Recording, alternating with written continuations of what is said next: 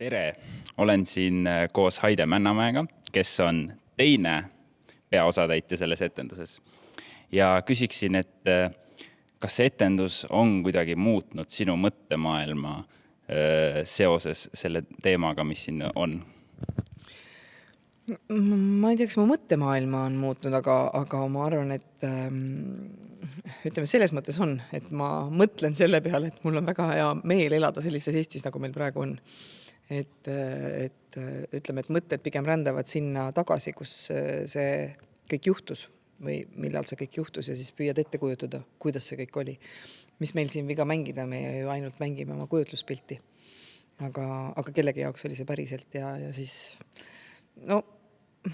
võib-olla äkki tolerantsemaks on natukene muutnud sellepärast, et nii raskes olukorras, nagu need inimesed olid ja et nad tulid sellest välja ja paljud tulid eluga tagasi ja see elutahe oli ikka nii väga suur, et mis asja meie siin virisema, kui sa oma igapäevaste elu muredega, mis on selle kõrval ikka, ütleme, naeruväärsed. Aga ma arvan, et minu mõttemaailm on jäänud ikka samasuguseks. Neil olid relvad. Relvad, väga paljudel olid tolleajal relvad, aga meiega rääkisid nad väga kenasti. Muuseas, nad ütlesid meile, me võime võtta nii palju asju kaasa, kui me tahame, nii palju, kui meil on vaja. Nad ütlesid, Moskvas ootab meie etendus tohutu edu. Saad aru, meil on aega kui palju. Kas sul on selle etendusega mingi lemmikjuhtum või on mingi lemmikkoht selles etenduses, mida sa tahaks meiega jagada või nagu lemmiklaul või mis nagu sulle nii väga meeldib teha, et see oleks nagu teeme uuesti? Mulle meeldib tegelikult väga see esimene laul, kus ma ise üldse laulda ei saa. Ma väga tahaksin seda ise laulda, see on nii tore, see on nagu nii äge number, jaa. Aga nüüd ma olen sunnitud vaata Toomase sabast sörkima, eks ole ju. Ja siis, aga ütleme, kui juhtumitest rääkida, siis 3 etendust tagasi juhtus üks niisugune asi, mis ei pidanud juhtuma ja mida publik ei saanud aru, et see ei pidanud juhtuma. Oli niimoodi, et mul on kardinad üles riputatud ja ma sikutan need kardinad alla, sest ma arvan, et mul on ilmtingimata Siberisse ka kardinad vaja lava pealt kaasa võtta, sest ma lihtsalt ei tea, mida ma kõike pean sinna kaasa võtma. Ja tavaliselt need kardinad on niimoodi kinnitatud, et ma saan nad sups niimoodi kätte. Aga too etendus jäi kardin keskel kinni ja alla ei tulnud ja ei tulnudki ja ma sikutasin ja siis ma lõpuks panin peaaegu nutu äärel ja mõtlesin, mul on seda kardinat nii väga vaja. Ja siis ma lõpuks palusin lava pealt viiulimängijat, kes tuli appi, võttis tooli kaasa ja siis aitas selle kardina sealt ülevalt alla ja siis publik plaksutas. Nad nii elasid kaasa sellele, et nägid, et me oleme hädas, aga nad ei saanud appi tulla. Ma arvan, nad oleks tulnud, kui neil oleks vähegi võimalik olnud. Ja üks koht veel, mis ütleme, sa kui mõtled mingeid asju, mille peale, ütleme, kes on publiku seas olnud, mõtlevad, et vau, kui äge, et nad on sellise asja teinud, aga see on juhtunud kogemata. On siin üks stseen, kus Toomas on suur Siberi baaba ja tal on nagu konservipurkide, hiigelsuurte konservipurkide peal seisab püsti ja tuleb ja need ühel hetkel millegi pärast ei olnud nii alas nagu tavaliselt, et ta kopardas ja kukkus. Ja ta kukkus 2 korda ja ta ei saanud nende pealt enam püsti. Ja siis ma tulin ja aitasin ta püsti. Ja see tegi ta nagu nii abituks. Ja samas ta tuli välja ja pidi olema nagu nii-öelda kabareartist, eks ole. Ja siis oli niimoodi, korjas ennast jälle uuesti kokku ja siis tegi lõpuks selle numbri ja aga publik jälle elas niimoodi kaasa, et kui ta lõpuks siis, nad tulid nagu kuidagi väga elasid kaasa, nii et sellest on isegi kirjutatud. Üks kriitik, kes käis vaatamas just seda sama etendust, kirjutas bravo selle stseeni kohta. Sealt on üsna kõrge kukkumine, need on ju ikka nagu... Ja, me ei ole seda rohkem katsetanud.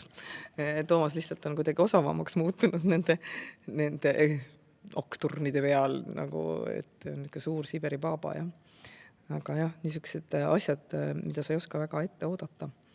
Ja mis meil, kui me kloune teeme, on nagu, mille kohta me ütleme alati suur tänu. Suur tänu, igasugused ootamatused laval on väga toredad. Ja ütleme, et kui sedagi etendust võib-olla rohkem mängida, siis ka need ootamatused on teretulnud. Kuna me suhtleme publikuga ja me tegelikult ei tea, mis meil sealt päriselt vastu tuleb või kas nad on nõus meiega kaasa tegema. Et jah, et see etendus pakub palju avastamisrõõmu ja ma tahaks loota, et me mängime teda veel. See rääkisid siin kardinast ja lavast, et see lava on tõesti vägev, et te peate ise seda nägema, et kui ma esimest korda siia saali tulin, siis ma olin nagu vau, et nagu see on, et selline lava, et kas, ma kujutan ette, see peab täiesti võimas tunne olema, et see lava on teie oma ja te siin saate teha oma enda etendust, et see on ikkagi võimas ja võrreldes, et meil mängumajas, meil on ka lava, aga nagu see on ikkagi nii suur publik ja ütleme, et see on niisugune nagu suur samm edasi, et eks me oleme suurtel lavadel ennegi olnud, aga need lavad on olnud siis juba olemas seal, kuhu peale me ronime, aga et see on tõesti nüüd selle etenduse tarvis kokku pandud ja valmis ehitatud ja tundub nagu ainuõige. Et ega ei kujutaks ette, mismoodi teistmoodi peaks olema see etendus, et Jaanus Laagri küll on teinud veel väga laheda lava ja see lavakonstruktsioon meeldib mulle ka väga-väga.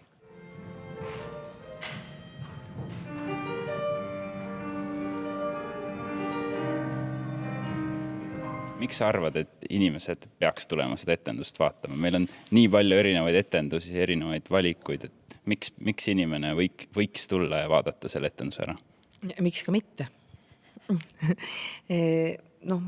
Ma arvan, et see on lihtsalt niisugune vägev lugu, mis on valmis kirjutatud ühe Läti mehega poolt ja lätlastel ja eestlastel oli see ajalugu ju väga sarnane, et selles mõttes kõik on selles Siberi teekonnas olnud ja käinud ja võib-olla just sellepärast, et ka nendele, kellel ei ole otseselt olnud kokkupuudet ei Siberiga ja ütleme, et suguvõsa on kuidagi pääsenud ja mis iganes põhjustel nad on sellest puutumata jäänud, et siis nad teaksid, et on olnud niisugune aeg kunagi, kus sa tegelikult ei kontrollinud oma elu üldse, vaid keegi teine kontrollis seda elu ja ma arvan, et lihtsalt nagu teatri elamuse mõttes ka võiks tulla. Ma usun, et kõik saavad puudutatud. Ja mul üks tuttav ütles, et ta poleks elu sees oodanud midagi sellist, et midagi sellist võib siin tulla, siuke laul ja tants ja möll ja kõik. Aga jah, peate seda vaatama tulema, peate oma silmaga seda nägema.